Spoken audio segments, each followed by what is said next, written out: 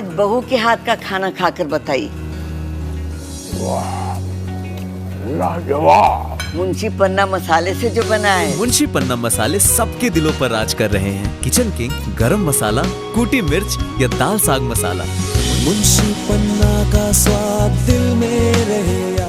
आज दिनांक 26 नवंबर 2025 को प्रातः 11 बजे डॉक्टर अंबेडकर वाटिका, कुतुलुपुर ईदगाह, आगरा पर राष्ट्रीय बौद्ध महासभा द्वारा 76वां संविधान दिवस बड़ी धूमधाम से मनाया गया, जिसमें विषय संविधान लागू होने के 76 वर्ष बाद भी क्या हमें अधिकार मिले पर विचार गोष्ठी आयोजित की गई। कार्यक्रम का शुभारंभ कार्यक्रम के अध्यक्ष प्रेम प्रकाश बिल्लू, राष्ट्रीय बौद्ध महासभा के संस्थापक धर्म प्रकाश, भारतीय बौद्ध विशिष्ट अतिथि के रूप में उपस्थित अजेंद्र सिंह सूर्या, श्रीपाल बौद्ध, राम प्रकाश बघेल ने सामूहिक रूप से तथागत बुद्ध को पुष्प अर्पित कर संविधान निर्माता परम पूज्य डॉक्टर भीमराव अंबेडकर जी के चित्र पर माल्यार्पण करके किया। बौद्ध गायक सुखपाल गुरु ने बाबा भीम सिंह के सम्मान में गायन प्रस्तुत किया। मुख्य अतिथि धर्म प्रकाश भारतीय बौद्ध ने डॉक्टर अंबेडकर द्वारा रचित संविधान के महत्व पर प्रकाश डालते हुए बहुजन समाज की सामाजिक व आर्थिक मजबूती निर्माण के लिए संविधान संरक्षण पर बल दिया। विशिष्ट अतिथि के रूप में उपस्थित श्रीपाल बौद्ध व अजेंद्र सूर्या द्वारा संविधान के मौलिक अधिकारों पर विशेष चर्चा की गई।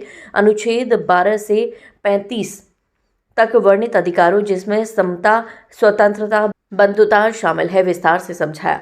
सूर्या ने कर्तव्यों की सूची में सम्मिलित के कर्तव्य शिक्षा का अधिकार, जिसमें 6 से 14 वर्ग के बच्चों को अनिवार्य निःशुल्क शिक्षा उपलब्ध कराने पर विशेष चर्चा की। राम प्रकाश बघेल ने अपने वक्तव्य में संविधान प्रस्तावना को संविधान की आला बताया। सभा में लगभग 200 अम्बेडकर अनुयायियों ने प्रतिभाग किया, जिसमें रूपेंद्र पाल सिंह, मंडल अध्यक्ष अनिल प्रभाकर, BL चंद्रा, मुख्य व्यवस्थापक योगेश गौतम, मुख्य संचालक सुनील कुमार, कार्यक्रम संरक्षक सुनील सिरोही, लता कुमारी टेकराकेश, जज शशि कपूर, गुलाब सिंह, दलवीर सिंह, चंद्रबान सिंह, रोहित कुमार, ऋषि, नेताजी, राजू, धर्मेंद्र, ओमवीर सिंह, CRC, संदीप पाटिल, नरेश व्यास, SR धवल, दुर्गा प्रसाद, DC नोनेरिया आदि संगठन सचिव।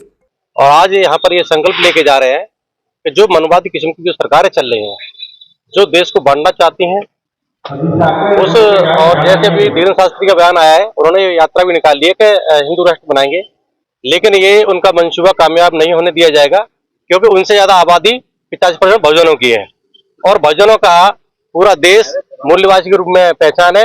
और ये आज मैं यहाँ से संकल्प लेके जाता हूँ, सबने संकल्प लिया है कि जो मनवादी सरकार चल रही है, उनकी कोई भी ताकत जो कामयाब नहीं होने दी जाएगी। आज हम राष्ट्रीय तत्वाधान में भारत के प्रत्येक जिले में प्रयास है हमारा। समय अनुसार 12:30 बजे का समय था। 76वां राष्ट्रीय अधिवेशन, 76वां राष्ट्रीय संविधान दिवस, जिसको हम बड़े हर्षोल्लास के साथ पर्वती मना रहे हैं साथियों। और ये हमें अब तक आजाद भारत में हमारे अधिकार हमें मिले कि नहीं, इस समय चर्चा की।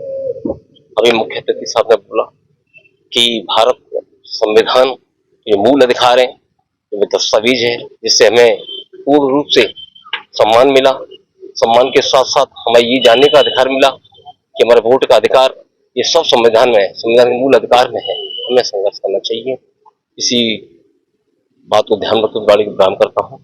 जय भीम। राष्ट्रीय बौद्ध महासभा के माध्यम से हम लोग संपूर्ण भारत में 76वां संविधान दिवस मना रहे हैं और इसका विषय हम लोगों ने रखा है कि 76 वर्ष की आजादी में क्या हमने हमारे अधिकार प्राप्त कर लिए हैं अथवा नहीं।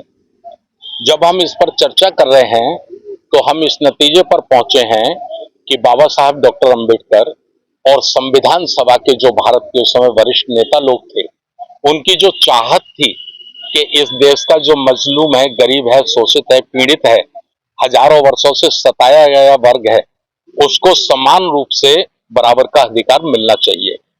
लेकिन हमें आजादी मिली, वोट का अधिकार मिला, लेकिन जो सामंतवादी ताकतें हैं, पूंजीवादी ताकतें हैं, ये आजादी उनके पिंजड़े में कैद हो गई।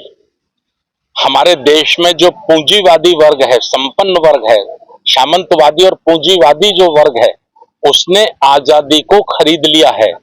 इसलिए भारत का 90% वर्ग आज भी आजादी से वंचित है।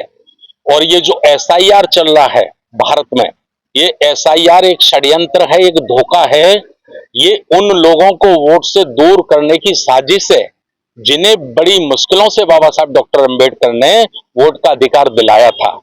मैं उसका उदाहरण 2-3 पेश कर रहा हूं। देखिए 2016 में जब धनवान लोगों को धन देना था इस देश के सिस्टम को और इस देश की सरकारों को, तो नोटबंदी की, और नोटबंदी करने के बाद उन्होंने हमारे किसान, मजदूर, महिला, बहन का एक एक रुपया घर से निकलवाकर बैंकों में जमा करा दिया और नारा लगाया गया कि हम काला धन निकलवा रहे हैं, हम काला धन निकलवाने के लिए काम कर रहे हैं, काला धन निकलवा रहे हैं और काला धन निकलेगा तो 15-15 लाख रुपए हम आपके खाते में भेजेंगे। देश गुमराह हो गया, देश इस साजिश को नहीं समझ सका।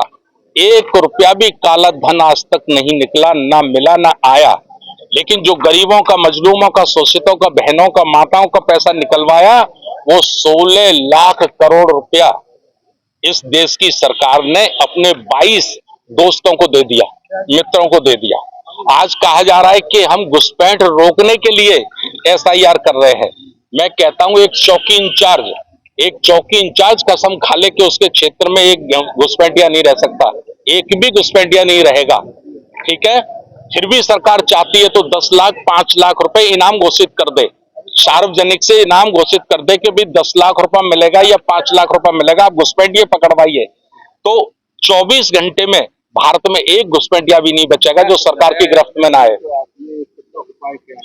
इस सब का उपाय है कि हमको संगठित रहना है, संगठन में रहना है और जितने भी गलत नियम कायदे बनाए जा रहे हैं उनका जबरदस्त विरोध करना है और वोट की ताकत को छीनने नहीं देना है। मौजूदा समय में तमाम ऐसे काम हो रहे हैं जो संविधान के विपरीत है, जैसे कि अभी हिंदू राष्ट्र को लेकर के इतनी बड़ी यात्रा निकाली गई, जबकि संविधान धर्मनिरपेक्ष है, क्या कहना है? देखिए ये देश को तोड़ने की साजिश है, ये देश को तोड़ने की साजिश है। यदि आज कोई कहेगा मैं हिंदू राष्ट्र बनाऊंगा तो बहुत सारे लोग पहले से कह रहे हैं खालिस्तान राष्ट्र बनाने की, बहुत सारे लोग कह रहे हैं आदिवासी राष्ट्र बनाने की, बहुत सारे लोग कहते हैं जाट लैंड बनाएंगे हम, है ना। फिर कुछ लोग कहेंगे हम दलिस्तान बनाएंगे, कुछ लोग कहेंगे हम OBC का राष्ट्र बनाएंगे। तो इस किस्म की भाषा पैदा करना, इस किस्म का बीज पैदा करने का मतलब है देश के साथ गद्दारी करना, देश को टुकड़ों में बांटने की साजिश करना। योजना है ऐसी? नहीं, हम लोग काम कर रहे हैं, देश को जागृत कर रहे हैं, लोगों को जागृत कर रहे हैं कि भाई इस किस्म की बातें नहीं करनी है और ऐसी किस्म की बातें करने वाले लोगों का बहिष्कार करना चाहिए।